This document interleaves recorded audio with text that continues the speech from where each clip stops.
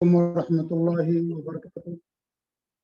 الحمد لله رب العالمين ولا عاقبة للمتقين ولا عدوان إلا على الظالمين وأشهد أن لا إله إلا الله وحده لا شريك له وأشهد أن محمدا عبده ورسوله صلوات الله وسلامه عليه وعلى آله وعلى أصحابه ومن اهتدى بهديه واستنى بسنته إلى يوم الدين وبعد.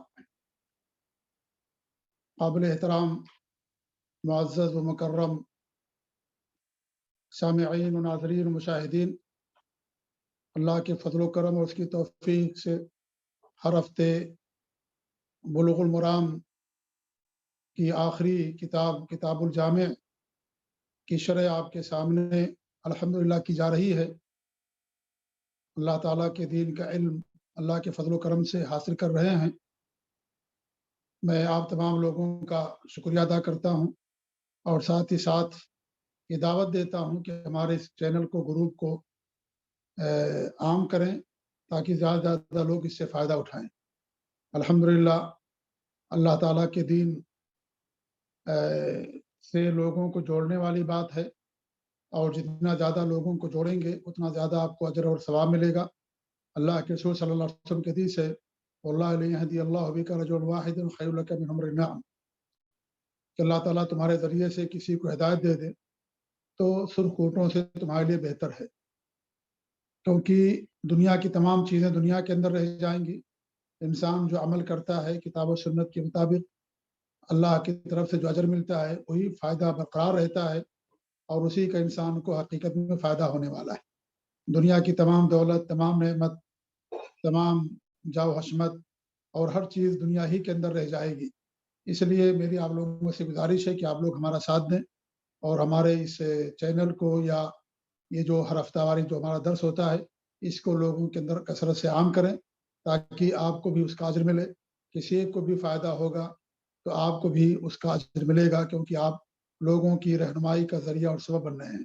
اللہ کے رسول صلی اللہ علیہ وسلم کی حدیث ہے، الدال الخیر کا فاعل ہی، خیر کی طرف لوگوں کی رہنمائی کرنے والا اس کے کرنے والے جیسا ہوتا ہے۔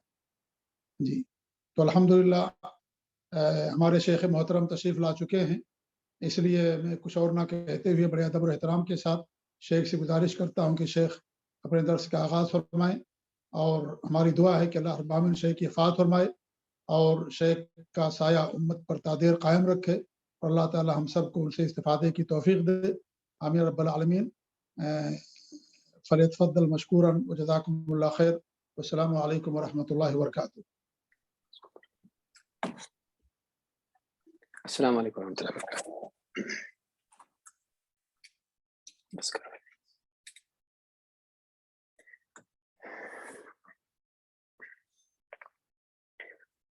ان الحمد للہ نحمده ونستعینه ونستغفره ونعوذ باللہ من شرور انفسنا ومن سیئات اعمالنا، من يهده الله فلا مضل له ومن يضلل فلا هادي له، واشهد ان لا اله الا الله وحده لا شريك له، واشهد ان محمدا عبده ورسوله، اما بعد، فان خير الحديث كتاب الله وخير الهدي هدي محمد صلی اللہ علیہ وعلى آلہ وسلم، وشر الأمور محدثاتها وكل محدثة بدعة وكل بدعة ضلالة وكل ضلالة في النار۔ قال النبي صلی اللہ علیہ وسلم: كلكم راع وكلكم مسؤول عن رعيته۔ قابل احترام فضیلت الشیخ مختار احمد مدنی حفظہ اللہ، دیگر اہل علم، میرے محترم دینی بھائیوں اور قابل احترام اور بہنوں، حافظ ابن حجر العسقلانی رحمہ اللہ کی کتاب بلوغ المرام سے کتاب الجامع میں باب الترہیب من مساوئ الاخلاق، اس باب سے ہم برے اخلاق سے متعلق احادیث دیکھ رہے ہیں، اور یہ باب ہمیں برے اخلاق سے بچنے کی تلقین کرتا ہے، اور وہ کیا چیزیں ہیں جو انسان کو آخرت میں ہلاک کرنے والی ہیں ان کی نشاندہی کرتا ہے۔ پچھلے درس میں ہم نے ایک حدیث دیکھی تھی، اس کے حدیث کے بعد آج خاص طور سے ایک بڑے اہم مسئلے پر ہم گفتگو کریں گے، جو اپنی رعیت کی ذمہ داریاں پوری کرنے سے متعلق ہے۔ حدیث کا متن اللہ کے نبی صلی اللہ علیہ وسلم کے صحابی معقل ابن یسار سے حدیث آئی ہے۔ حدیث کا متن اس طرح سے ہے: وعن معقل ابن يسار رضي الله عنه قال سمعت رسول الله صلى الله عليه وسلم يقول ما من عبد يسترعيه الله رعية يموت يوم يموت وهو غاش لرعيته إلا حرم الله عليه الجنة متفق عليه۔ معقل ابن یسار رضی اللہ تعالیٰ عنہ کہتے ہیں، روایت ہے، فرماتے ہیں میں نے اللہ کے رسول صلی اللہ علیہ وسلم کو یہ فرماتے سنا: ما من عبد یسترعیہ اللہ رعیتا، جو بھی بندہ اللہ تعالیٰ اسے کچھ لوگوں پر ذمہ دار بنائے، رعایا کا والی بنائے، یموت یوم یموت، اور کسی دن اسے موت آئے تو اس حال میں کہ وہو غاش لرعیتہ، وہ اپنی رعایا سے خیانت کرنے والا تھا، ان کا حق ادا کرنے والا نہیں تھا، الا حرم اللہ علیہ الجنہ، تو اللہ تعالیٰ یقیناً اس پر جنت کو حرام کر دے گا، یا اس پر جنت کو حرام کر دیتا ہے۔ اس حدیث کو امام البخاری و مسلم دونوں نے روایت کیا ہے۔ یعنی جس بندے کو اللہ رب العالمین عہدہ دے اور لوگوں کو اس کے ماتحت رکھے اور ان کی ذمہ داری اس پر ڈالے، دنیاوی، دینی، معاشی یا کسی بھی اعتبار سے سیاسی، اللہ تعالیٰ ان کے معاملات کو اس سے جوڑ دے، تو ایسا انسان اگر اس حال میں مرتا ہے کہ وہ اپنی رعایا سے، اپنے ماتحتوں سے غش کا شکار ہے، خیانت کرتا ہے، ان کی خیر خواہی نہیں کرتا، ان کا حق ادا نہیں کرتا، تو اللہ تعالیٰ ایسے انسان کو جنت میں داخل نہیں کرے گا۔ اللہ تعالیٰ نے اس انسان پر جنت کو حرام کر دیا ہے۔ تو اس حدیث میں ایک بہت ہی اہم مسئلہ رعایا سے متعلق یا ماتحتوں سے متعلق ہے کہ ایک انسان صرف اپنی فکر نہ کرے، اپنی عبادات، اپنے اذکار، اپنی تلاوت اور جو بھی اپنی ذمہ داریاں ہیں جو انفرادی سطح پر اس کے اور اللہ کے درمیان ہیں، صرف ان معاملات کی اصلاح نہ کرے، بلکہ اگر اللہ تعالیٰ نے کچھ لوگوں کا ذمہ اس پر رکھا ہے تو قیامت کے دن اس بارے میں بھی اس سے پوچھ ہونے والی ہے، خاص طور سے وہ لوگ جو سیاسی اعتبار سے مسلمانوں کے دینی و دنیوی امور کے ذمہ دار ہیں۔ سیاسی اعتبار سے جیسے مسلمانوں کا حاکم ہو، مسلمانوں کا امیر ہو، گورنر ہو، یا اسی طرح سے کسی بھی بڑے یا چھوٹے عہدے پر ہو، تو ایسا انسان جس پر کوئی ذمہ داری مسلمانوں کی ہے، چاہے وہ دینی ہو یا دنیاوی ہو، چاہے وہ سیاسی ہو یا کسی ادارے کی ہو، ایسا انسان اس سلسلے میں قیامت کے دن پوچھا جائے گا، اور اگر اس نے اپنی ذمہ داری میں خیر خواہی کا التزام نہیں کیا، خیر خواہی کا، بھلا چاہنے کا اہتمام نہیں کیا، تو ایسا انسان قیامت کے دن اللہ کے ہاں ایسا مجرم ہوگا کہ اللہ تعالیٰ نے اس کے لیے جنت کو حرام کر دیا ہے۔ اللہ تعالیٰ نے اس انسان کے لیے جنت میں داخلہ ممنوع کر دیا ہے، منع کر دیا ہے، روک دیا ہے۔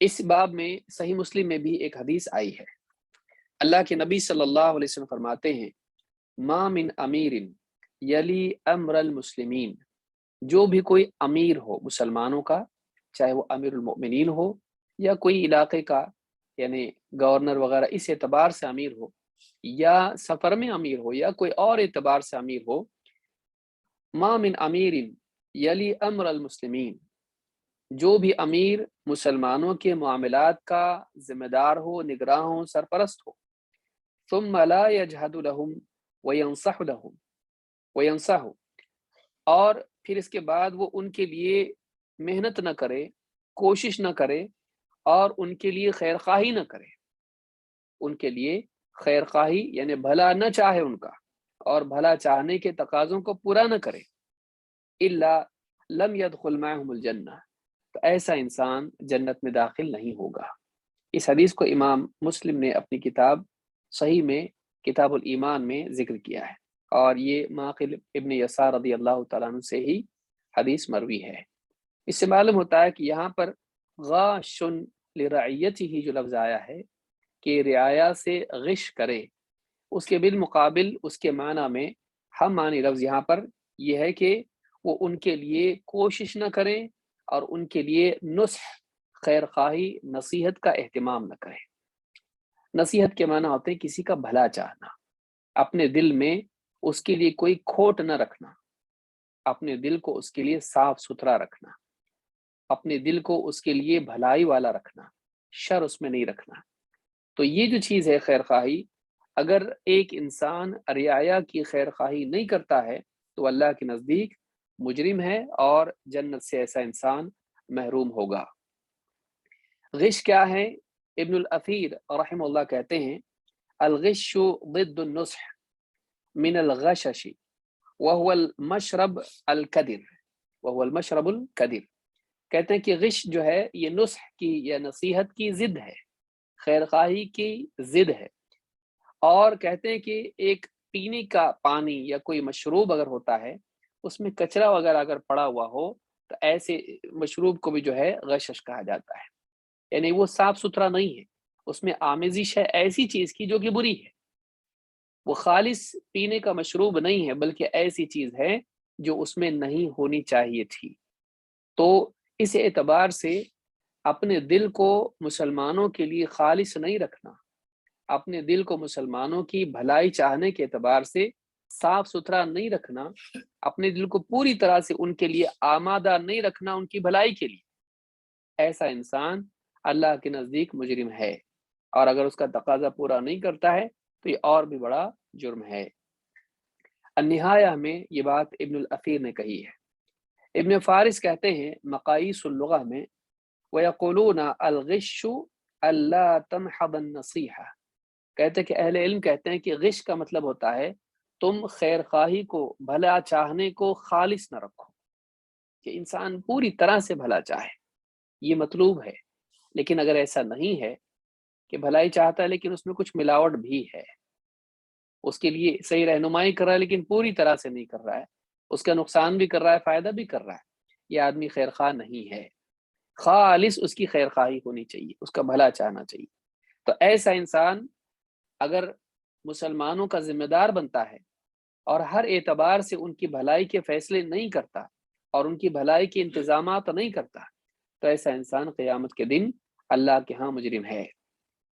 اس سلسلے میں علامہ صنعانی اپنی کتاب سبل السلام میں کہتے ہیں اس کی تفصیل کہ وہ غش کرے کا مطلب کیا ہے، یعنی رعایا کے ساتھ میں وہ خیر خواہی نہ کرے، ان کے ساتھ دھوکہ کرے یا ان کے ساتھ میں خیانت کرے اپنی ذمہ داری کے اعتبار سے، کیا مطلب ہے اس کا؟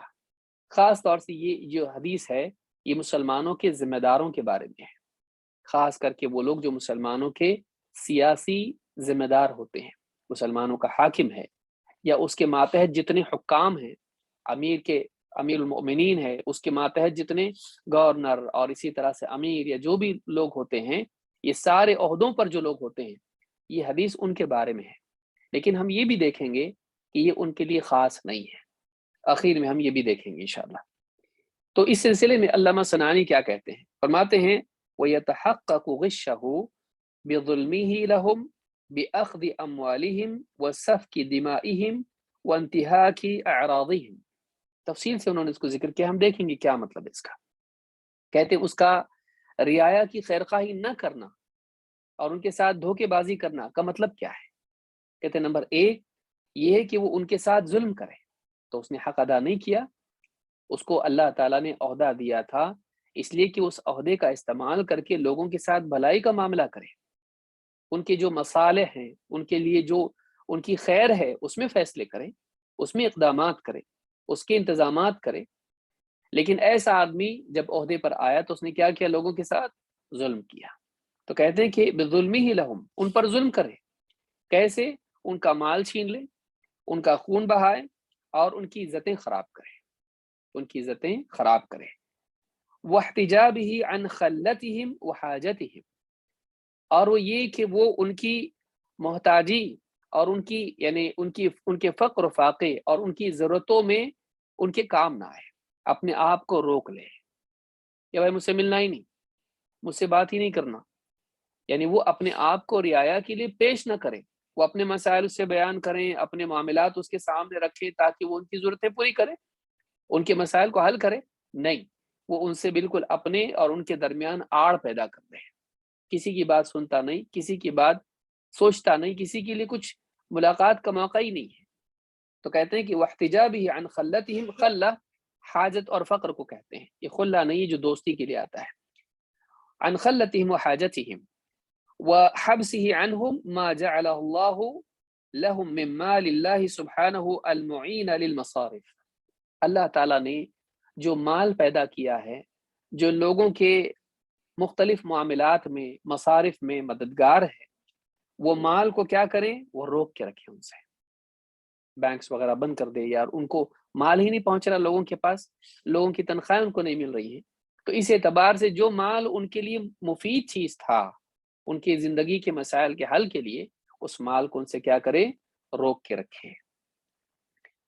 وترک تعریفہم بما یجب علیہم من امر دینہم و دنیا، اتنا ہی نہیں بلکہ دین و دنیا کے جو معاملات ان کے علم میں ہونے چاہیے، اس کے لیے وہ ان کے لیے کوئی رہنمائی نہ دے کہ بھائی آپ کا شرعی مسئلہ ہے تو آپ کو کہاں جانا ہے، آپ کا دینی معاملہ ہے تو آپ کو کہاں جانا ہے، یا فلاں یونیورسٹی ہے، فلاں کارخانہ ہے، یا فلاں دواخانے ہیں، یا فلاں دینی ادارے ہیں، یا فلاں قاضی ہے، کسی بھی معاملے میں ان کا کوئی انتظام نہ کرے، نہ ان کی رہنمائی کرے، نہ ان کے لیے کوئی راستہ بتائے۔ وَإِهْمَالِ الْحُدُودِ وَرَدْعِ أَهْلِ الْفَسَادِ، اور اسلامی شرعی حدود کے بارے میں وہ لاپرواہ ہو جائے، اور زمین میں فساد پیدا کرنے والے، چاہے وہ فساد دینی اعتبار سے ہو، لوگوں میں شرک اور کفر پھیلانا، یا اسی طرح سے ڈرگ ایڈکشن کو عام کرنا، ڈرگز کو پھیلانا، یا اسی طرح سے لوگوں کی جان و مال کو نقصان پہنچانا چوری کے ذریعے سے، ظلم کے ذریعے سے، جو زمین میں فساد پیدا کرنے والے ہیں ان کی روک تھام کے لیے کوئی انتظام نہ کرے، اور اسی طرح سے اسلامی احکام میں جو حدود ہیں، چوری کی سزا، زنا کی سزا، قتل کی سزا، ان سزاؤں کے بارے میں لاپرواہ ہو جائے، گناہ گار گناہ کرتے پھریں دھڑلے کے ساتھ میں، اور وہ کوئی انتظام نہ کریں کہ لوگ اپنی جان و مال کے بارے میں محفوظ ہوں، ایسا انتظام نہ کریں۔ اسی طرح سے وَإِضَاعَةِ الْجِهَادِ وَغَيْرِ ذَلِكَ مِمَّا فِيهِ مَصَالِحُ الْعِبَادِ، اور اسلام کے جو دشمن ہیں، اسلامی ریاستوں پر جو حملہ کرتے ہیں، یا مسلمانوں کی جان و مال اور ان کے یعنی سلسلے میں وہ نقصان پیدا کرتے ہیں، ان سے اگر ضرورت پڑے تو جنگ کا اہتمام بھی اس کے پاس نہیں ہے، وہ مسلمانوں کی حفاظت کے لیے جہاد وغیرہ کا بھی کوئی انتظام اس کے پاس نہیں ہے، اور وہ نہیں کرتا ہے، اس معاملے میں ضائع کر دیا اس نے اس معاملے کو۔ اور جو دوسرے بھی اور کئی معاملات ہیں جس میں مسلمانوں کے مصالح ہیں، ان کی بھلائیاں ہیں، اس کا کوئی اہتمام وہ نہ کرے۔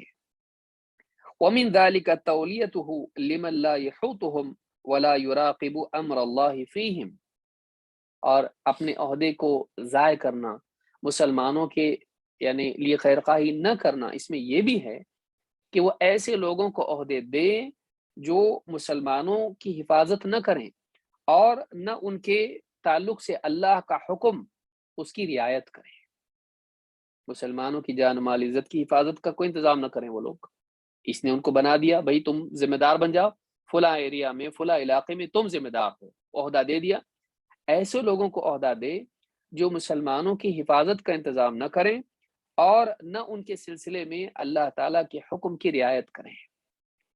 وَتَوْلِيَتُهُ مَنْ غَيْرُهُ أَرْضَى لِلَّهِ عَنْهُ مَعَ وُجُودِهِ، یہ بھی کہ وہ ایسے لوگوں کو عہدہ دے جن کے بالمقابل اللہ کے نزدیک اچھے لوگ بھی موجود تھے، انہیں عہدہ نہ دے کر جن سے اللہ راضی ہو، ایسے لوگ جو یعنی تقوی شعار لوگ ہوں، پرہیزگار ہوں، عدل و انصاف کے قائم کرنے والے ہوں، بندوں کے لیے رحیم ہوں، ایسے لوگوں کو چھوڑ کر جبکہ وہ موجود ہیں، ایسے لوگوں کو عہدہ دے جو اس عہدے کے اہل نہیں ہیں۔ یہ ساری چیزیں ذکر کر کے علامہ صنعانی کہتے ہیں کہ یہ ہے جو حدیث میں جس بارے میں ڈرایا گیا ہے، کہ اگر وہ یہ نہیں کرتا ہے ان چیزوں کا اہتمام نہیں کرتا ہے کہ لوگوں کے لیے شریعت کے احکام کا نفاذ، لوگوں کی حفاظت، ان کے مصالح، جان و مال کی عزت کی حفاظت کا انتظام، ان کی کھانے پینے، کپڑے اور رہنے سہنے اور ساری چیزیں، اور دشمنوں سے ان کی حفاظت اور صحیح لوگوں کو عہدہ دینا وغیرہ جتنی چیزیں ہیں، اگر یہ نہیں کرتا ہے تو ایسا انسان اللہ کے نزدیک مسلمانوں کا خیر خواہ نہیں ہوگا، اس نے اپنی ذمہ داری کو نہیں نبھایا، اس میں خیانت کی، اس میں کوتاہی کی، اور قیامت کے دن ایسا انسان مسلمانوں کے ساتھ جنت میں نہیں جائے گا۔ جیسا کہ حدیث میں آپ صلی اللہ علیہ وسلم نے فرمایا، کیا فرمایا آپ نے کہ لم يدخل معهم الجنہ، مسلمان تو جائیں گے جنت میں، صبر کرنے والے صبر کر کے، اللہ سے امید رکھنے والے امید کے ساتھ، اور توبہ کرنے والے توبہ کے ساتھ، وہ تو چلے جائیں گے، لیکن یہ پھنس جائے گا، ان کے ساتھ جنت میں نہیں جائے گا۔ تو یہ چیزیں بہت ہی خطرناک اور بھیانک ہیں۔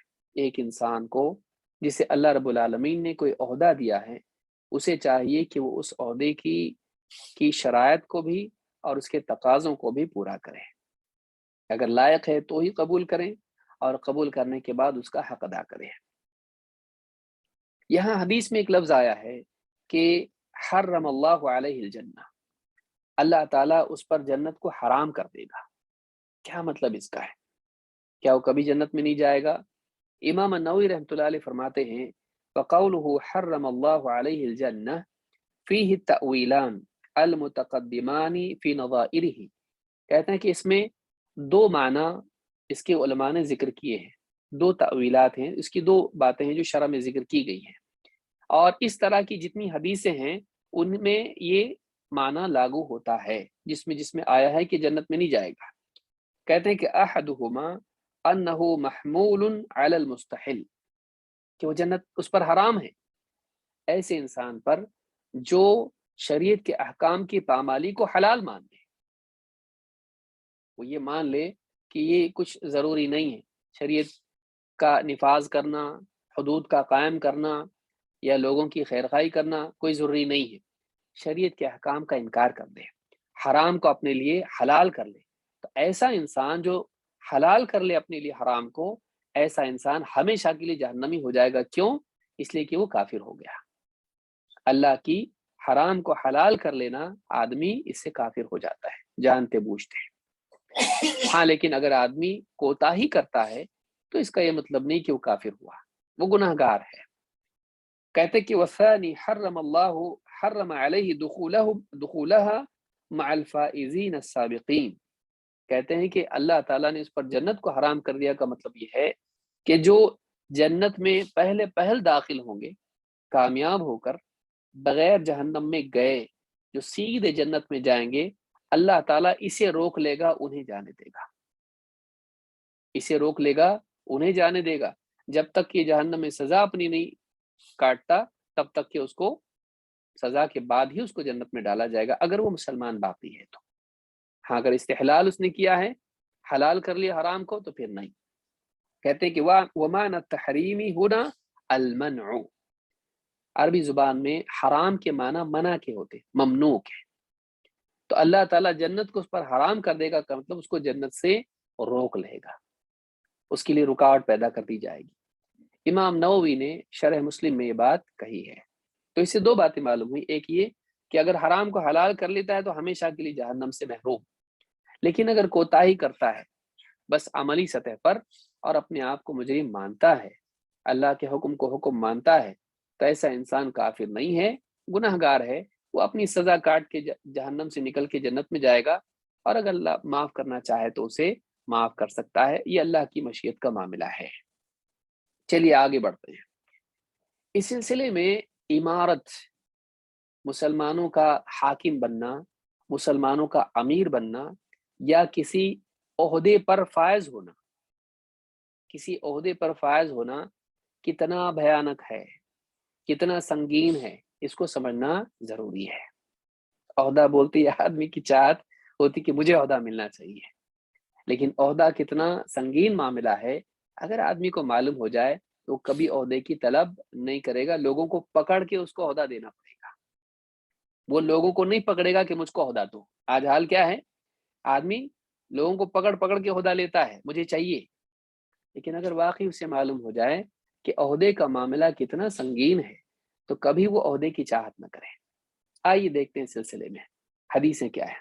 اللہ کے رسول صلی اللہ علیہ وسلم فرماتے ہیں لَيُوشِكَنَّ رَجُلٌ أَن يَتَمَنَّى أَنَّهُ قَرَّ مِنَ الثُّرَيَّا وَلَمْ يَلِ مِنْ أَمْرِ النَّاسِ شَيْئًا، قریب ہے کہ ایک آدمی اس بات کی تمنا کرے کہ وہ ثریا سے گر جائے۔ ثریا ستارے کو کہتے ہیں، ستارہ ہے آسمان میں ہوتا ہے، بہت روشن ہوتا ہے، تو ثریا سے گرنا پسند کرے گا، اس کو تمنا ہوگی کہ کاش میں ثریا سے گر جاتا، وہ چل جاتا۔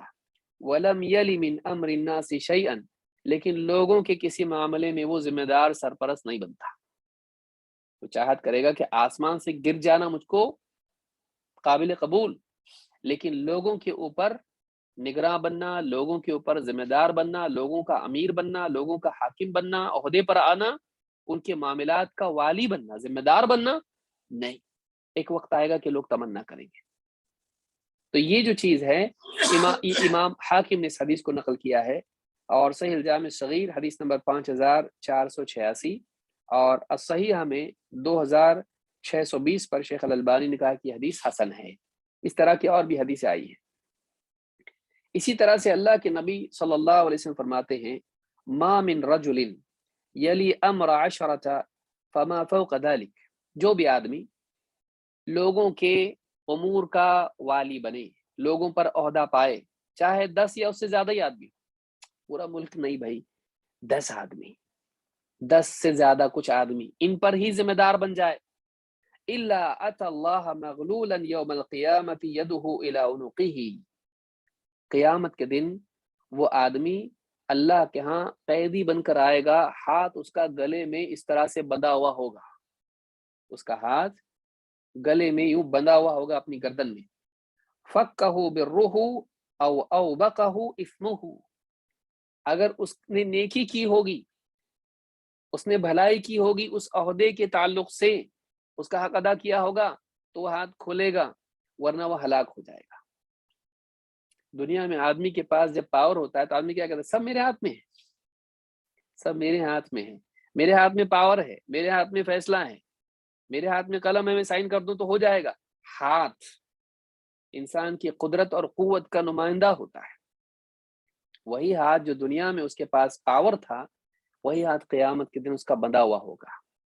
اب اگر اس نے ذمہ داری نبھائی تھی تو کھل جائے گا، آزاد ہوا، جنت میں بھی جائے گا اگر حق ادا کیا، جیسا کہ آگے آئے گا۔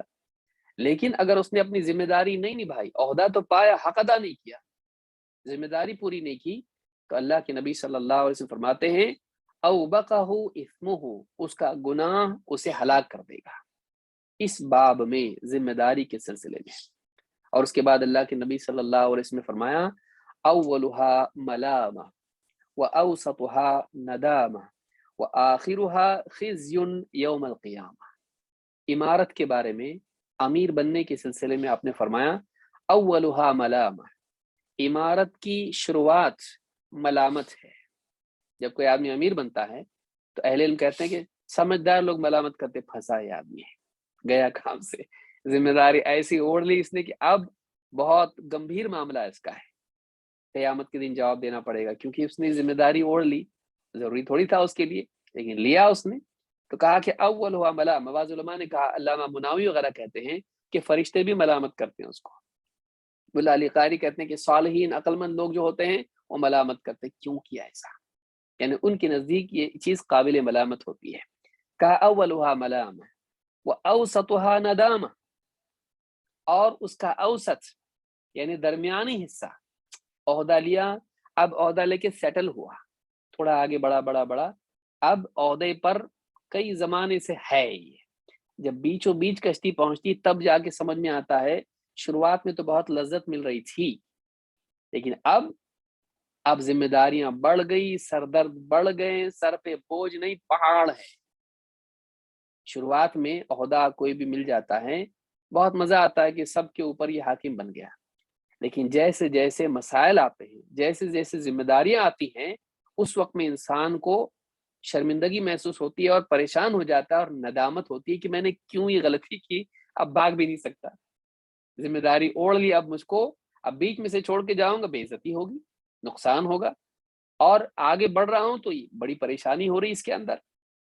جب بھی آدمی عہدے پر آتا ہے، دوست گھٹ جاتے ہیں، دشمن بڑھ جاتے ہیں، تعاون کم ہو جاتا ہے، شکایتیں بڑھ جاتی ہیں، انسان کے لیے بڑی مصیبت ہوتی ہے۔ سمجھدار آدمی اس بات کو جانتا ہے۔ تو کہا کہ اولھا ملامہ، پہلا درجہ جو اس کا ہے وہ ملامت ہے۔ دوسرا درجہ کیا ہے؟ وَأَوْسَطُهَا ندام، اور درمیانی حصہ اس کا کیا ہے؟ ندامت ہے۔ عہدے والے کو ندامت ہوتی ہے اپنی کیے پر، قبول عہدہ پر۔ وَآخِرُهَا خِزْيٌ يَوْمَ الْقِيَامَةِ، اور اس کا انجام اور آخری حصہ کیا ہے؟ قیامت کے دن ذلت۔ قیامت کے دن ذلت، قیامت کے دن ذلت اس آدمی کے لیے، علماء نے کہا، جس نے اس کا حق ادا نہیں کیا۔ اور کتنے لوگ ہیں جو حق ادا کر پاتے ہیں؟ جس نے اس کا حق ادا نہیں کیا، قیامت کے دن یہ عہدہ دنیا میں تو عزت تھا، لیکن قیامت کے دن ذلت بنے گا۔ تو یاد رکھیں کہ ایک انسان عہدے کی چاہت نہ کرے، عہدے کی چاہت نہ کرے۔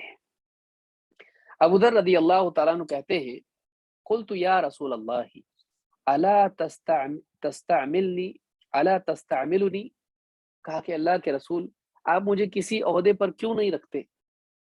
آپ مجھے کچھ لوگوں پر عامل کیوں نہیں بناتے؟ ذمہ دار، حاکم، امیر عہدے پر کیوں نہیں رکھتے آپ؟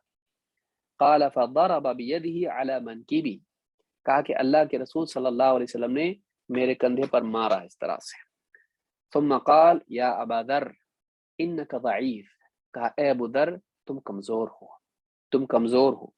وانها امانہ، اور یہ جو عہدہ ہے یہ امانت ہے، یہ کیا ہے؟ امانت ہے۔ وانها یوم القیامۃ خزی وندامہ، اور قیامت کے دن یہ عہدہ، یہ عمارت، یہ ذمہ داری ذلت اور ندامت کا سبب بنے گی۔ ذلت بھی ہوگی اور افسوس کرے گا آدمی، اور شرمندگی ہوگی، بے عزتی بھی ہوگی پورا نہیں کیا تو۔ وَإِنَّهَا يَوْمَ الْقِيَامَةِ خِزْيٌ وَنَدَامَةٌ إِلَّا مَنْ أَخَذَهَا بِحَقِّهَا وَأَدَّى الَّذِي عَلَيْهِ فِيهَا، سوائے اس شخص کے جو دو کام کرے، کیا؟ إِلَّا مَنْ أَخَذَهَا بِحَقِّهَا، اس کو اس کے حق کے ساتھ حاصل کرے، یعنی وہ لائق تھا، اس عہدے کے کا حقدار تھا، واقعی اس کے پاس ذمہ داری، مثلا ڈاکٹر ہے تو ڈاکٹری کی ذمہ داری اس کو آتی تھی نبھانے، یا کوئی اور انجینئر ہے یا کوئی اور کام ہے، مسلمانوں کا سیاسی رہنما ہے، ان کا حاکم ہے، اس کی صلاحیت اس میں تھی، اور اس نے دھوکہ دے کر، جھوٹ بول کے، خیانت کر کے، لوگوں کی ٹانگیں کھینچ کے، ایسا نہیں، بلکہ اس نے حق کے ساتھ، اس کو ایمانداری کے ساتھ اس عہدے کو حاصل کیا جو قاعدہ ہوتا ہے اس کا، تو اس نے حق کے ساتھ اس کو لیا۔ الا من اخذها بحقها وادى الذي عليه فيها، اور اس عہدہ پانے کے بعد اس پر جو ذمہ داری عائد تھی اس کا حق ادا کیا، حق کے ساتھ لیا اور حق نبھایا۔ کتنا مشکل ہے آج آپ دیکھیے، لوگ عہدے کے لیے کیسا دوڑتے ہیں، چیل کوے کی طرح دوڑتے ہیں۔ ہاں، کتنا کتنا انسان کو لگتا ہے کہ یہ بہت بڑی چیز ہے، بلا شبہ بہت بڑی چیز ہے، بوجھ کے اعتبار سے انسان اس کو شرف کے طور پر دیکھتا ہے، لیکن وہ ذمہ داری کے طور پر دیکھے گا تو بھاگے گا اس سے، اس کی طرف نہیں بھاگے گا، اس سے بھاگے گا۔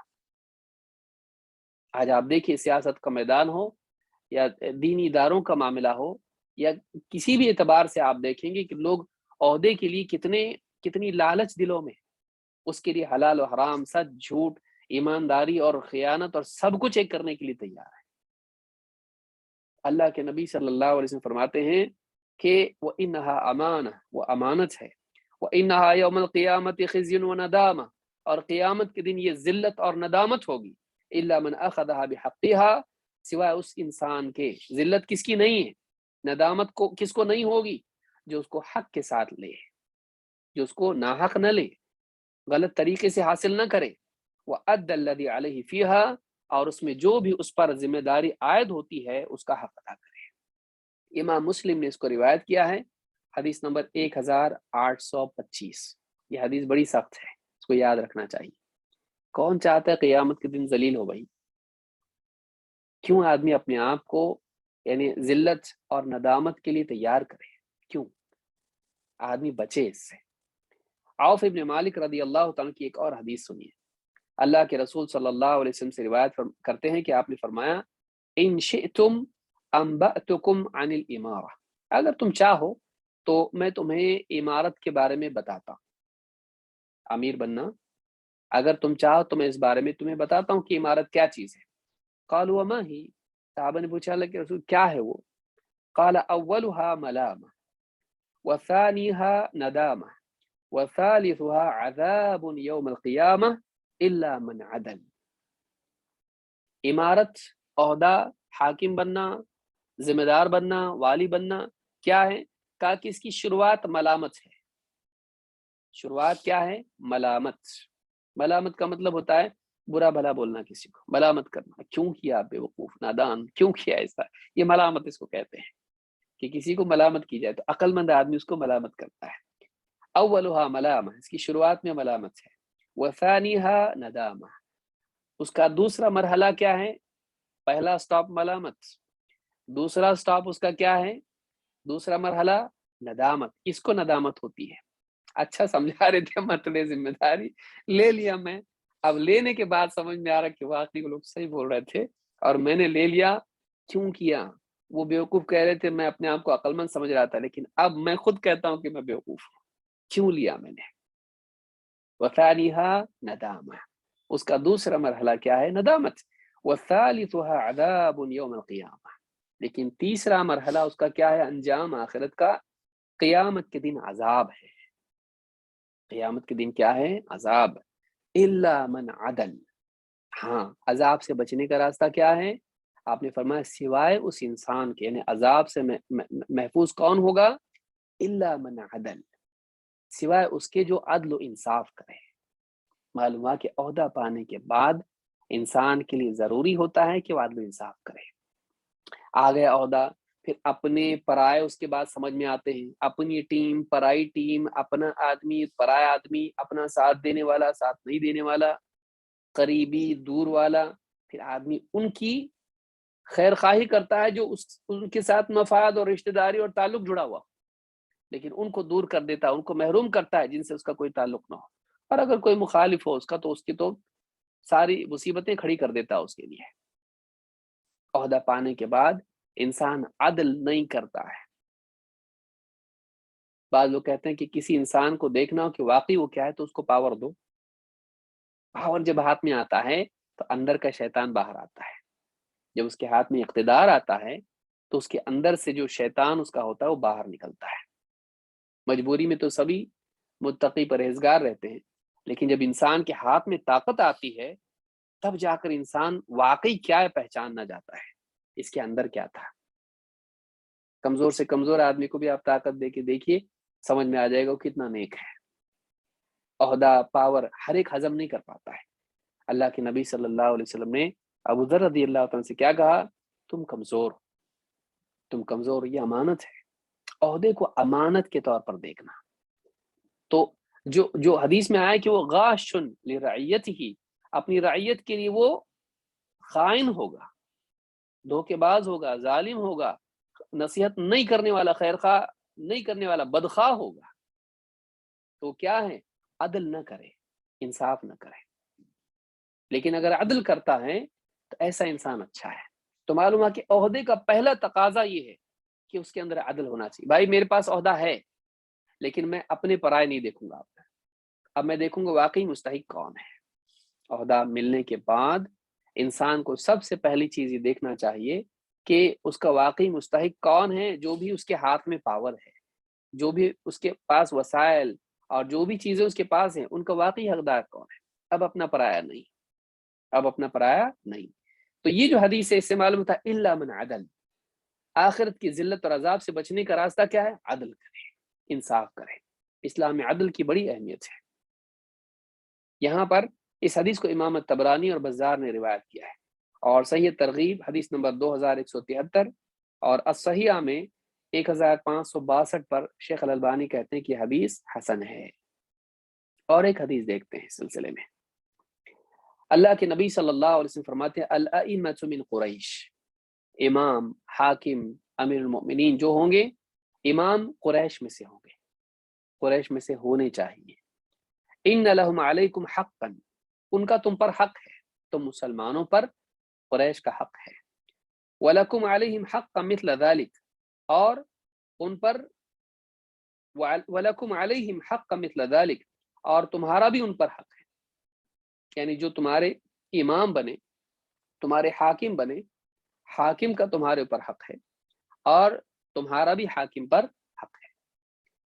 ما ان استرحموا فرحموا، جب تک کہ ان سے رحم کی امید رکھی جائے، مطالبہ کیا جائے اور وہ رحم کریں۔ وَإِنْ عَاهَدُوا وَفَوْا، اور وہ عہد کریں تو اسے پورا کریں۔ وَإِنْ حَكَمُوا عَدَلُوا، اور جب وہ حکم نافذ کریں تو اس میں عدل کریں۔ یعنی یہاں پر دیکھیے کہ ایک حاکم کی ذمہ داریاں کیا ہیں، ایک ایک کر کے ہم دیکھ رہے ہیں۔ پہلے ہم نے دیکھا کہ عدل ہونا چاہیے، اس سے پہلے ہم نے دیکھا کہ وہ صحیح طریقے سے عہدہ لے اور اس کا حق ادا کرے۔ حق ادا کرنے کی تفصیل کیا ہے؟ نمبر ایک، عدل کرے۔ لیکن کافی ہے صرف عدل کرنا نہیں، بس وہ قاضی بن کے بیٹھ گیا اور قانون نافذ کرا نہیں، اس کے علاوہ بھی ذمہ داریاں اس کی ہیں۔ کیا ہے؟ قیامت کے دن اگر جواب دہی کے لیے وہ سوچ رہا ہے کہ میں پکڑا نہ جاؤں، کیا کرنا پڑے گا؟ نمبر ایک، اگر اس سے رحم کا مطالبہ کیا جائے تو رحم کرے۔ کھانا پینا، ذمہ داریاں، لوگ بھوکے مر رہے ہیں اور یہ کچھ نہیں کر رہا، نہیں، لوگوں کی بھوک پیاس، ان کی بیماری اور ان کی جو بھی ضروریات ہیں، ان ضروریات کو وہ پورا کریں۔ جو اس سے رحمت کی امید رکھتے ہیں وہ رحم کرے لوگ، یعنی رحم کرنے والا ہونا چاہیے۔ مسلمانوں کا حاکم اور مسلمانوں کا والی، ان پر ذمہ دار، یہ کیا ہونا چاہیے؟ رحم کرنے والا ہونا چاہیے، عدل اور رحم۔ پھر وَإِنْ عَاهَدُوا وَفَوْا، یہ جو ذمہ دار ہیں مسلمانوں کے، جب کوئی عہد کریں، وعدہ کریں رعایا سے تو اس کو پورا کریں۔ اب آپ دیکھیے سیاست میں سب سے پہلی چیز وعدہ توڑنا ہوتا ہے۔ بہت سارے ملکوں میں، ہمارے یہاں تو آپ دیکھیں گے کہ الیکشن سے پہلے وعدے اور اس کے بعد سب سے پہلا کام وعدہ توڑنا۔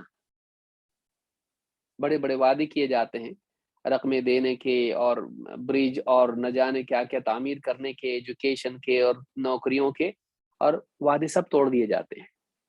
تو جو لوگوں کے اوپر ذمہ دار بنتا ہے، حاکم بنتا ہے، چاہے مسلم ملک ہو یا غیر مسلم ملک ہو، وہ سب سے پہلا کام کیا کرتا ہے؟ وعدے توڑ دیتا ہے۔ نہیں، اگر وعدہ کریں تو کیا کریں؟ پورا کریں۔ مسلمانوں کا حاکم وہ اللہ کے ہاں مسئول ہے، وعدہ کرے تو پورا کرے، عہد کرے تو پورا کرے۔ وَإِنْ حَكَمُوا عَدَلُوا، اور اگر وہ کوئی حکم نافذ کریں تو وہ حکم ظالمانہ نہیں ہونا چاہیے، اس میں عدل ہونا چاہیے، اس میں اپنے پرائے کی رعایت نہیں ہونا چاہیے، خاندانوں کی رعایت نہیں ہونا چاہیے، قوموں کی رعایت نہیں ہونا چاہیے، بلکہ اللہ کی شریعت کا نفاذ ہونا چاہیے۔ جب بھی وہ کوئی حکم دیں تو اس میں کیا کریں؟ عدل کریں۔ تو رحم کرنا، اور اسی طرح سے وعدہ وفا کرنا، اور اسی طرح سے یعنی عہد کو پورا کرنا اور وعدہ وفا کرنا، اور اسی طرح سے عدل و انصاف کرنا، یہ ان کی ذمہ داری ہے۔ لیکن اگر وہ نہیں کرتا ہے، اگر وہ یہ نہیں کرتا ہے تو کیا ہے؟ آپ نے فرمایا فَمَن لَّمْ يَفْعَلْ ذَلِكَ مِنْهُمْ، ان حکام میں سے، ان حاکموں میں سے جو ایسا نہیں کرتا ہے، فَعَلَيْهِ لَعْنَةُ اللَّهِ وَالْمَلَائِكَةِ وَالنَّاسِ أَجْمَعِينَ، تو ایسے انسان پر، ایسے حاکم پر اللہ کی لعنت، فرشتوں کی لعنت اور سارے لوگوں کی لعنت۔ معلوم ہے کہ جو بھی انسان کسی بھی اعتبار سے ذمہ دار ہے، اس کی ذمہ داری ہے کہ لوگوں کے درمیان عدل انصاف کرے، رحم کا معاملہ کرے اور اپنے وعدوں کو پورا کرے۔ اگر وہ نہیں کرتا ہے تو ایسا انسان اللہ کے ہاں لعنت کا حقدار ہے۔ امام احمد، ابو یعلا اور الطبرانی نے الکبیر میں اس کو روایت کیا، المعجم الکبیر میں اس کو روایت کیا ہے۔ صحیح ترغیب حدیث نمبر 2188، اور شیخ الالبانی کہتے ہیں کہ حدیث صحیح لغیرہ ہے۔ اسی طرح سے اللہ کے نبی صلی اللہ علیہ وسلم فرماتے ہیں ما من امام او وال، جو بھی امام یا والی، یعنی مسلمانوں کا امام جو حاکم ہوتا ہے، یا پھر والی کسی علاقے کا گورنر، یا جو بھی اس طرح کا ذمہ دار ہوتا ہے، سرپرست نگراں ہوتا ہے، چھوٹے عہدے پر ہو، یغلق بابہ دون ذوی الحاجۃ والخلۃ والمسکنۃ، اپنا دروازہ بند کر دے، حاجت مندوں سے، فقر و فاقے میں مبتلا لوگوں سے، یا پریشانی میں مبتلا لوگوں سے، پسماندہ لوگوں سے اپنے دروازے ہی بند کر لے، یعنی ان کے مسائل کے بارے میں سنے ہی نہیں، اور ان کے لیے دروازہ ہی بند کر دے مدد طلب کرنے کا، اس تک پہنچنے کا دروازہ ہی بند کر دے۔ الا اغلق اللہ ابواب السماء دون خلته وحاجته ومسکنته، تو جب یہ پریشان ہوگا، یہ فقر فاقے میں ہوگا، یہ حاجت مند ہوگا، یہ مجبوری اور پریشانی اور تکلیف میں ہوگا، یہ پسماندہ ہو جائے گا، یہ پریشانی میں آ جائے گا، ایسے وقت میں اللہ تعالیٰ اس کے لیے آسمان کے دروازے بند کر دے گا، پھر وہ اللہ سے دعا کرے گا، اللہ اس کی دعا کو نہیں سنے گا۔ تو اپنی رعایا کی آواز کو نہیں سن رہا ہے، جبکہ اللہ نے ان کے اوپر تجھ کو ذمہ دار بنایا ہے۔ اگر تو ان کے مسائل کو نہیں سنتا ہے تو جب تو تکلیف میں آئے گا، تو حاجت مند ہوگا، تو پریشان ہوگا، جب تیرے لیے فائنینشیل کرائسس ہوگی، جب تیرے لیے بیماریاں، تیرے لیے تکلیفیں، اس کے دروازے کھلیں گے، تو ایسے وقت میں تو اب اللہ کو پکارے گا تو اللہ تعالیٰ تیرے لیے تیری دعاؤں کے سننے کے اعتبار سے تیرے لیے آسمان کے دروازے بند کر دے گا۔ دعا کے دروازے بھی بند، دعا کے لیے آسمان کا دروازہ بند، اور اللہ کی طرف سے مدد بھی تیرے لیے نہیں آئے گی، آسمان کے دروازے بند ہو جائیں گے۔ تو یہ کتنا بھیانک معاملہ ہے۔ آدمی اس نگاہ سے دیکھے کہ میں اگر اپنے ماتحتوں کے ساتھ بھلا سلوک کروں، اللہ میرے ساتھ بھلا سلوک کرے گا۔ حدیث میں کیا ہے؟ ارحموا من فی الارض یرحمکم من فی السماء، تم زمین والوں پر رحم کرو، آسمان والا تم پر رحم کرے گا، جیسا تم کرو گے ویسا وہ کرے گا۔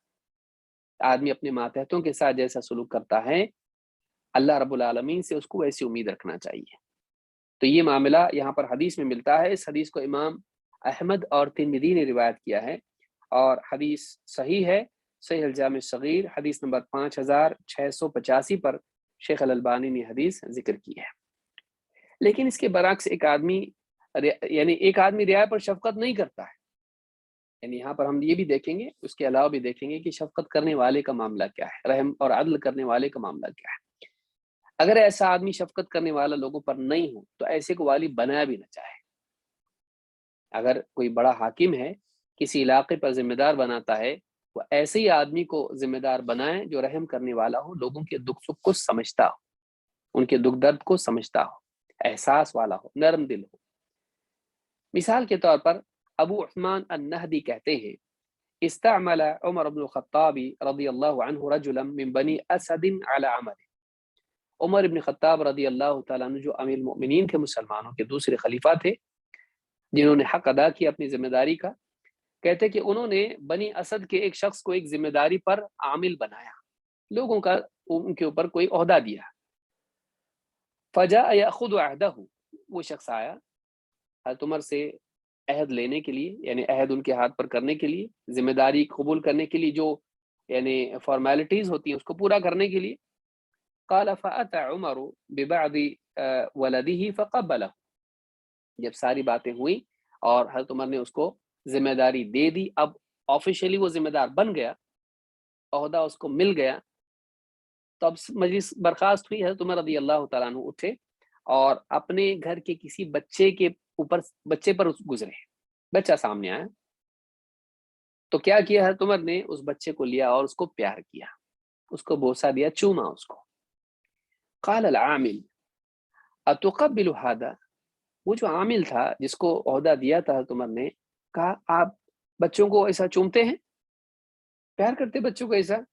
ما قبلت ولدا قط، میں نے تو اپنے کسی بچے کو کبھی پیار نہیں کیا ایسا، میں نے اپنے کسی بچے کو کبھی چوما نہیں۔ فقال عمر، میں کئی روایت کو جوڑ کے بات بیان کر رہا ہوں، یہ الادب المفرد اور الزہد میں ہے امام وقی کی، کہا کہ فقال عمر ان اللہ عز وجل لا يرحم من عباده الا ابرهم، اللہ تعالیٰ اپنے بندوں میں سے انہی بندوں پر رحم کرتا ہے جو دوسروں کے ساتھ میں، اللہ کے بندوں کے ساتھ میں بھلائی کا معاملہ کرنے والے ہوں، ابرہم بر کا معاملہ کرتے ہیں، نیک مزاج ہو، نیک دل لوگ ہوں جو لوگوں کے ساتھ بھلائی کرتے ہوں، اللہ ایسوں پر ہی رحم کرتا ہے۔ فأنت بالناس، اور ایک روایت میں بالمؤمنین اقل رحمتا، جب تیرا یہ حال ہے کہ تو اپنے بچوں کو پیار نہیں کرتا، تو عام مسلمان ایمان والے ان کے ساتھ تو اور بھی کم رحم کرنے والا ہوگا۔ ہاتھ یا عہدنا، لاؤ ہمارا عہد واپس کرو، یعنی عہدہ واپس دے دو، لا تعمل لی عملا ابدا، تو میرے لیے کبھی کام نہیں کرے گا، یعنی تم میری طرف سے آج کے بعد کسی ذمہ داری پر نہیں رہو گے۔ حضرت عمر نے اس آدمی کو وہاں سے کیا کر دیا، معزول کر دیا، عہدہ دے کے واپس ہٹا دیا۔ کیوں؟ تو اپنے بچوں سے پیار کرنے والا نہیں ہے، اپنے بچوں پہ تو رحم نہیں کرتا ہے، عام مسلمانوں پہ کیا رحم کرے گا؟ کیونکہ طبعاً آدمی اپنی اولاد پر زیادہ رحم کرنے والا ہوتا ہے۔ جب تیرا معاملہ اولاد کے ساتھ ایسا ہے تو عام مسلمانوں پر کیا رحم کرے گا؟ اور اللہ تعالیٰ ایسے ہی لوگوں پر رحم کرتا ہے جو لوگوں کے ساتھ بھلا سلوک کرنے والے ہوں۔ تو انہوں نے اس کو معزول کر دیا۔ امام البیہقی نے اس کو روایت کیا، اور الادب المفرد میں حدیث نمبر 99 پر شیخ امام البخاری نے بھی اس کو ذکر کیا، اور شیخ البانی کہتے ہیں کہ حدیث حسن درجے کی ہے۔ امام وکی نے بھی الزہد میں اس کو روایت کیا ہے۔ تو یہ معلوم ہوتا ہے کہ مسلمانوں پر وہی ذمہ دار بنے جو رحم دل ہو، اور جو ذمہ دار بنے اسے رحم دل ہونا چاہیے، ان کے ساتھ رحم کا سلوک کرنا چاہیے۔ یہ نہیں کہ آپ مجرم کے ساتھ بھی رحم کریں، شریعت کا نفاذ اپنی جگہ ہے، لیکن عام مسلمانوں کے لیے اس کے دل میں رحم ہونا چاہیے۔ اس سے آپ غور کریں، حضرت عمر کی تصویر لوگوں کے سامنے کیسی ہے؟ بہت سخت ہے، ایک دم غصے والے، شیطان بھی ڈر کے بھاگنے والا ان سے۔ لیکن حضرت عمر رضی اللہ عنہ کو آپ دیکھیے کتنے یعنی منصف مزاج بھی تھے، اور کیسے رحم دل تھے کہ انہوں نے ایسے آدمی کو ہٹا دیا کہ جو لوگوں پر رحم کرنے والا نہیں لگتا ان کو۔ اس سے معلوم تھا کہ وہ کتنے رحم دل ہوں گے مسلمانوں کے لیے۔ یہ بھی سوچنے کی چیز ہے۔ بعض اوقات انسان اصول کی وجہ سے بعض اوقات سخت ہوتا ہے، لیکن اس کے دل میں نرمی ہوتی ہے اور وہ خیر خواہ ہوتا ہے۔ حضرت عمر ایسے لوگوں میں سے تھے۔ اگر امام شریعت کا نفاذ نہ کرے تو کیا ہوگا؟ اگر مسلمانوں کا حاکم شریعت کا نفاذ نہ کرے، کیونکہ سب سے بڑی چیز یہ ہے کہ شریعت کا نفاذ ہونا چاہیے، یہ نہیں کہ لوگوں کی خوشی کے لیے وہ غلط کام کرے، نہیں، شریعت کا نفاذ ہونا چاہیے۔ عبداللہ ابن عمر رضی اللہ تعالیٰ عنہ کہتے ہیں، اقبل علینا رسول اللہ صلی اللہ علیہ وسلم فقال یا معشر المہاجرین، اللہ کے رسول صلی اللہ علیہ وسلم ہماری طرف متوجہ اور کہا، اے مہاجرین، اے مہاجرین کی قوم، خمس اذا ابتلیتم بہن واعوذ باللہ ان تدرکوہن، 5 چیزیں ہیں، اگر 5 چیزوں میں تم مبتلا ہو گئے تو، اور میں اللہ کی پناہ مانگتا ہوں کہ اللہ تمہیں اس میں مبتلا نہ کرے۔ کہا 5 چیزیں کیا ہیں؟ لم تظہر الفاحشۃ فی قوم قط حتی یلعنوا بها، جب بھی کسی قوم میں بے حیائی یعنی زنا یا زنا کے اسباب عام ہو جاتے ہیں، علانیہ ان کا لوگ اہتمام کرنے لگیں، حتی یعلنوا بها، حتی یعلنوا بها، علانیہ طور پر کرنے لگیں، الا فشا فیہم الطاعون والاوجاع التي لم تكن مضت في اسلافهم الذين مضوا، جب لوگ علانیہ زنا کاری کرنے لگے، یا زنا چھوٹے بڑے ساری شکلیں زنا کی، بے پردگی سے لے کے ساری چیزیں آتی اس میں، یہ کرنے لگے، زنا اور اس کے اسباب کا اہتمام علانیہ کرنے لگے، تو ان میں طاعون کی بیماری پھیل جاتی ہے، بلکہ ایسی ایسی بیماریاں پھیلتی ہیں جو ان کے باپ دادا نے بھی نہیں سنی ہوں گی، ایسی ایسی بیماریاں پھیل جاتی ہیں جو ان کے باپ دادا نے بھی نہیں سنی تھیں۔ آپ دیکھیں کورونا وغیرہ کیا ہے، غور کرنے کی چیز ہے۔ وَلَمْ يَنْقُصُ الْمِكْيَالَ وَالْمِيزَانَ إِلَّا أُخِذُوا بِالسِّنِينَ وَشِدَّةِ الْمَؤُونَةِ وَجَوْرِ السُّلْطَانِ عَلَيْهِمْ، اور جب ناپ تول میں کمی کرتے ہیں، ڈنڈی مارتے ہیں، خیانت کرتے ہیں لوگوں کے لین دین میں، تو کیا ہوتا ہے؟ إِلَّا أُخِذُوا بِالسِّنِينَ، تو قحط سالی کا عذاب ان پر ڈال دیا جاتا ہے، وَشِدَّةِ الْمَؤُونَةِ، اور ان کو پریشانی اور تنگ دستی میں مبتلا کر دیا جاتا ہے، اور وَجَوْرِ السُّلْطَانِ عَلَيْهِمْ، اور بادشاہ کا ظلم ان کے اوپر نافذ ہو جاتا ہے، بادشاہ کی طرف سے سختی ان پر ہوتی ہے۔ وَلَمْ يَمْنَعُوا زَكَاةَ أَمْوَالِهِمْ إِلَّا مُنِعُوا الْقَطْرَ مِنَ السَّمَاءِ، اور جب لوگ زکوٰۃ کو روک لیتے ہیں تو اللہ تعالیٰ آسمان سے بارش کو روک لیتا ہے۔ وَلَوْلَا الْبَهَائِمُ لَمْ يُمْطَرُوا، اور اگر جاندار جانور چوپائے نہیں ہوتے تو اللہ تعالیٰ ذرا بھی بارش ان پر نہیں برساتا۔ وَلَمْ يَنْقُضُوا عَهْدَ اللَّهِ وَعَهْدَ رَسُولِهِ، اور جب لوگ کوئی قوم اللہ اور اس کے عہد کو، جو لوگوں سے دوسری قوموں سے دوسرے ملکوں سے انہوں نے عہد کیا ہے، وہ عہد پورا نہیں کرتے ہیں، یا اللہ سے جو عہد کیا ہے اس کو پورا نہیں کرتے ہیں، इल्ला सल्लल्लाहु अलैहिम, यानी जो डील्स और ट्रीटीज और पैक्ट्स होते हैं, अमन के मुआहदे होते हैं, इनको पूरा नहीं करते हैं, इल्ला सल्लल्लाहु अलैहिम अदुव्वन मिन गैरिहिम, तो अल्लाह ताला उनके दुश्मन को उन पर मुसल्लत कर देता है। फ़अख़ज़ू बअद मा फ़ी ऐदीहिम, इतना मुसल्लत कर देता है कि वो उनके हाथ की चीज छीन लेता है, उनके हाथ की चीज छीन लेता है। और कहा वमा लम तहकुम वमा लम तहकुम अइम्मतुहुम बिकिताबिल्लाहि व यतखय्यरु मिम्मा अंज़लल्लाह इल्ला जअलल्लाहु बअसहुम बैनहुम, और जब उनके अइम्मा का, उनके हुक्काम का हाल ही होता है कि अल्लाह की किताब को नाफिज नहीं करते हैं, अल्लाह के नाजिल किए हुए के मुताबिक फैसले नहीं करते हैं, तो अल्लाह ताला उनको आपस में लड़ा देता है, आपस में उनमें खाना जंगी हो जाती है। इस हदीस को इमाम इब्न माजा और हाकिम ने रिवायत किया है, सहीह जामे सगीर हदीस नंबर 7978। इससे मालूम होता है कि जब मुसलमानों के हुक्काम शरीयत का निफाज नहीं करते हैं तो खाना जंगी हो जाती है, आपस की लड़ाई और आपस की दुश्मनियां परवान चढ़ती है। जाहिर बात है कि जब इंसाफ नहीं होगा, शरीयत ही तो इंसाफ है, अकल से होने वाला इंसाफ इंसाफ नहीं होता है, शरीयत का निफाज ही अदल इंसाफ है। तो अगर वो नहीं होगा, किताब और सुन्नत के मुताबिक फैसले नहीं होंगे लोगों के खुसूसन बाहमी झगड़ों में, तो फिर खाना जंगी और बगावत और दुश्मनियां पैदा होंगी और अमन खत्म होगा। तो मालूम हुआ कि हाकिम की एक जिम्मेदारी ये भी होती है। तो जो हाकिम किताब और सुन्नत का निफाज नहीं करता है, तो ऐसा हाकिम अपने मुल्क में, अपनी रियाया में खाना जंगी को फरोग देता है। अब आइए देखते हैं अदल करने वाले हाकिम की फजीलत क्या है, जो अदल करे। अल्लाह के नबी सल्लल्लाहु अलैहि वसल्लम ने 7 लोगों में जो क़यामत के दिन अर्श के साए में होंगे, अल्लाह के साए में होंगे, जिस दिन अल्लाह के साए के सिवा कोई साया नहीं होगा, उनमें से एक उस हाकिम या इमाम को भी जिक्र किया है जो अदल करता हो। अल्लाह के नबी सल्लल्लाहु अलैहि वसल्लम फरमाते हैं, सबअतुन युज़िल्लुहुमुल्लाहु यौमल क़ियामति फ़ी ज़िल्लिही यौम ला ज़िल्ला इल्ला ज़िल्लुह। 7 लोग हैं जो क़यामत के दिन अल्लाह के साए में होंगे। बाज़ रिवायत से मालूम होता है कि साया कौन सा है, अर्श का साया है। उसमें वो 7 लोग होंगे जो अर्श के साए में होंगे। उनमें से पहला कौन है, इमामुन आदिल, अदल करने वाला इमाम, मुसलमानों का हाकिम जो अदल करता है लोगों के दरमियान। और फिर आपने दूसरे भी लोगों को जिक्र किया, वक्त की किल्लत की वजह से मैं उनका तज़किरा नहीं कर रहा। इमाम अल बुखारी, मुस्लिम दोनों ने इसको रिवायत किया है।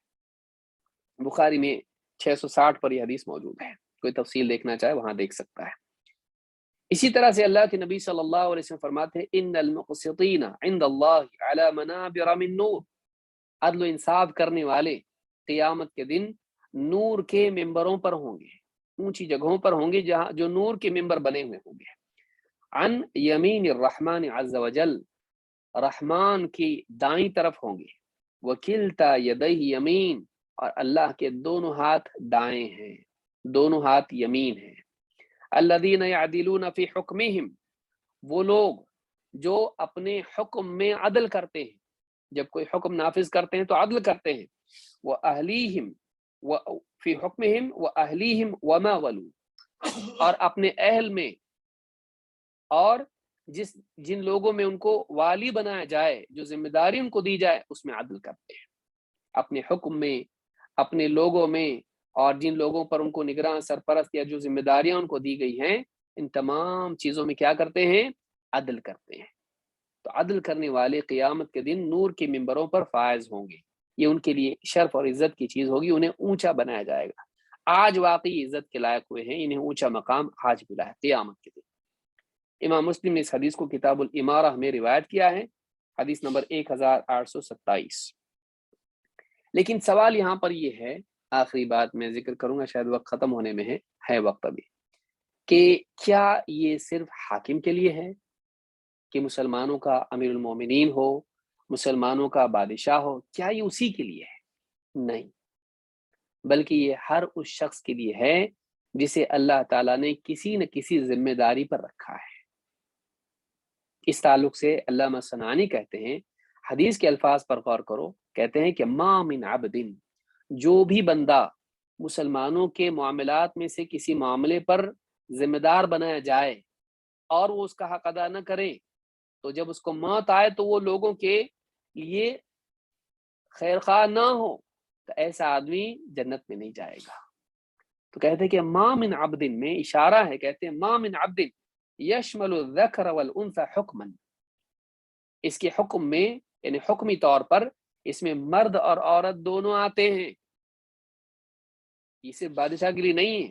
لحدیث اس حدیث کے مطابق، اس حدیث کی بنیاد پر کہ المرأة راعیۃ فی بیت زوجہا، کہ ایک عورت بھی اپنے شوہر کے گھر پر نگراں ہے۔ اپنے شوہر کے گھر پر کیا ہے؟ اس کو بھی راعی بنایا اللہ تعالیٰ نے، تو رعیت اس کی بھی ہے اور اس سے بھی اس کے بارے میں پوچھ ہونے والی ہے، وہ اپنا حق ادا کرتی ہے کہ نہیں۔ اور پھر شوہر بھی جو گھر کے اوپر ذمہ دار ہے، اس سے بھی پوچھا جائے گا۔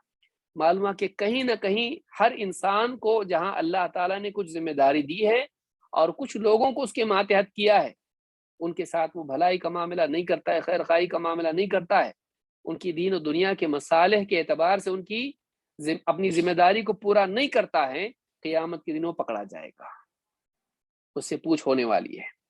تو یہ بات علامہ صنعانی نے کہی ہے۔ اسی طرح سے یہ اپنی کتاب التنویر میں انہوں نے کہا ہے، جو جامع صغیر کی شرح ہے۔ اسی طرح سے کہتے ہیں کہ یسترعیہ اللہ رعیۃ، اپنی رعیت کی ذمہ داری جس پر اللہ نے اس کو راعی بنایا ہے، اس رعیت کی ذمہ داری نبھانا۔ تو کہتے ہیں کیا مراد ہے؟ کہتے ہیں یجعلہ تعالی راعی اللہ، اللہ نے اس کو راعی بنایا، سرپرست اور نگراں بنایا۔ ویشمل الامیر ولو علی ثلاثۃ نفر کامیر السفر، اس میں امیر بھی آتا ہے، چاہے سفر میں وہ 3 لوگوں پر امیر بنایا گیا ہو۔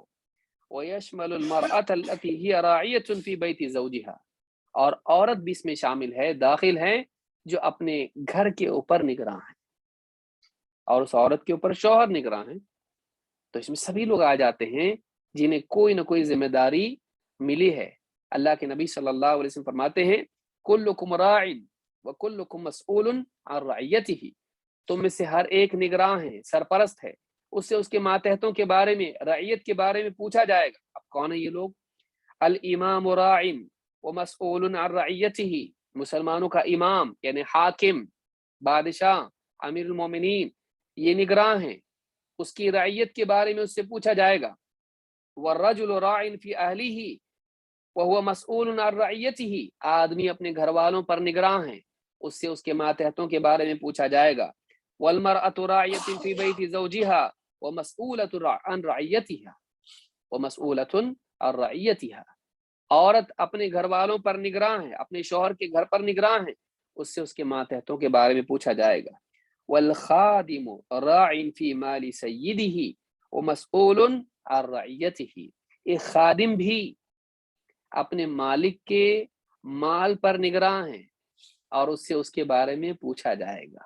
خادم بھی راعی ہے، اس سے پوچھا جائے گا۔ امام البخاری نے کتاب الجمعہ میں حدیث نمبر 893 پر، اور امام مسلم نے کتاب الامارہ میں حدیث نمبر 1829 پر اس کو روایت کیا ہے۔ اس سے معلوم ہوتا ہے کہ ہر آدمی راعی ہے، کہیں نہ کہیں اس پر ذمہ داری ہے، اس سے پوچھ ہونے والی ہے۔ تو یہ نہ کہیں کہ بادشاہی کے بارے میں حدیث ہے، حاکم کے بارے میں حدیث ہے، بلکہ بعض لوگ کہتے ہیں دیکھو فلاں حاکم ایسا ایسا کر رہا ہے، ہم سے پوچھا جائے گا کہ ہم نے آواز نہیں اٹھائی۔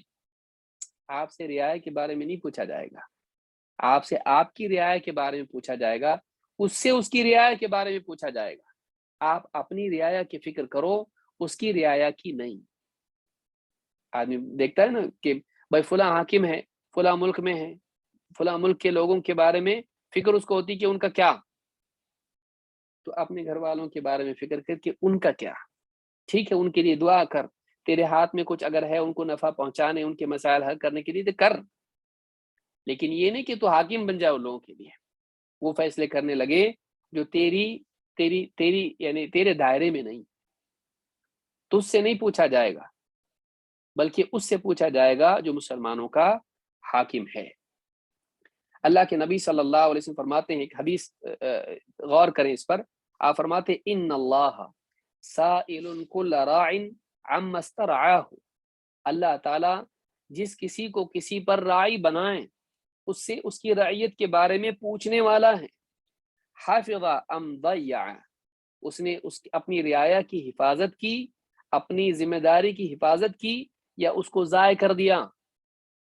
اور آپ نے فرمایا حتی یسأل الرجل عن اہل بیتہ، حتی یسأل الرجل عن اہل بیتہ، یہاں تک کہ آدمی سے پوچھا جائے گا اس کے گھر والوں کے بارے میں. اب دیکھیے آپ نے بتایا راعی حاکم بھی ہو سکتا ہے، گھر والا بھی ہو سکتا ہے، ہر ایک سے اس کے میدان میں اس سے پوچھا جائے گا. آدمی اپنے میدان کی فکر کرے، اپنی رعایا کی فکر کرے، اپنی ذمہ داری کی فکر کرے. پھر چاہے وہ ڈاکٹر ہو کسی ہاسپٹل میں، چاہے وہ یعنی کوئی پرنسپل ہو کسی اسکول کا، چاہے وہ کسی ادارے کا ذمہ دار ہو، چاہے وہ کسی بھی اعتبار سے ذمہ دار ہو، اس سے اس کے ماتحتوں کے بارے میں اور جو ذمہ داری اس کو دی گئی تھی اس کے بارے میں اس سے پوچھا جائے گا. تو یہ جو حدیث ہے یہ بتاتی ہے کہ ہر ایک سے اللہ پوچھنے والا ہے، جس کی ذمہ داری کوئی نہ کوئی تھی اس سے اس کا سوال ہوگا. امام ابن حبان نے اس کو روایت کیا ہے، اور صحیح ترغیب پر شیخ الالبانی نے حدیث نمبر 2170 پر کہا کہ حدیث حسن ہے.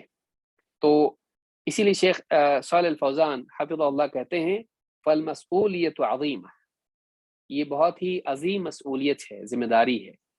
ولا ننظر الى السلاطین وننسى انفسنا، ایسا نہ ہو کہ ہم اپنے بادشاہوں پر تو نگاہ ٹکائے رکھیں لیکن اپنے آپ کو بھول جائیں.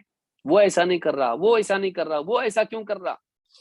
تو اپنے بارے میں سوچ، ایسا نہ ہو کہ ہم اپنے سلاطین پر نگاہیں رکھیں اپنے آپ کو بھول جائیں.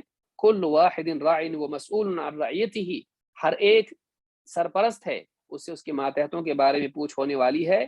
انت لا تسأل عن رعیت فلان، تو جسے فلاں کی رعیت کے بارے میں نہیں پوچھا جائے گا. انما تسأل عن رعیتک انت یوم القیامہ، تو اس سے تیری رعیت کے بارے میں قیامت کے دن پوچھا جائے گا. لہذا اس کی تیاری کر، اس کی نگرانی کر، اس کی حفاظت کر. تسہیل الالمام میں جلد نمبر 6 صفحہ نمبر 246 پر شیخ صالح الفوزان نے بات کہی ہے. لہذا ہمیں یہ بھی یاد رکھنا چاہیے کہ سیاسی معاملات میں بہت زیادہ باتیں کرنے کی بجائے اپنے گھر کی حکومت میں ہم اچھے حاکم بنے، اس کے بارے میں ہم سے پوچھ ہوگی، اس کی فکر کریں. یہ نہیں کہ ہم سیاسی میدان میں حکام کے اوپر گفتگو کرنے بیٹھ جائیں اور ہم اپنی حکومت میں ظالم بادشاہ ہوں اور ہم ان کا حق ضائع کرنے والے ہوں. اللہ رب العالمین ہم کو سمجھ عطا فرمائیں اور اس بارے میں اپنی ذمہ داری کا احساس ہمیں عطا کریں اور اس کو پورا کرنے کی توفیق دیں. اقول ھذا واستغفر اللہ لی ولکم.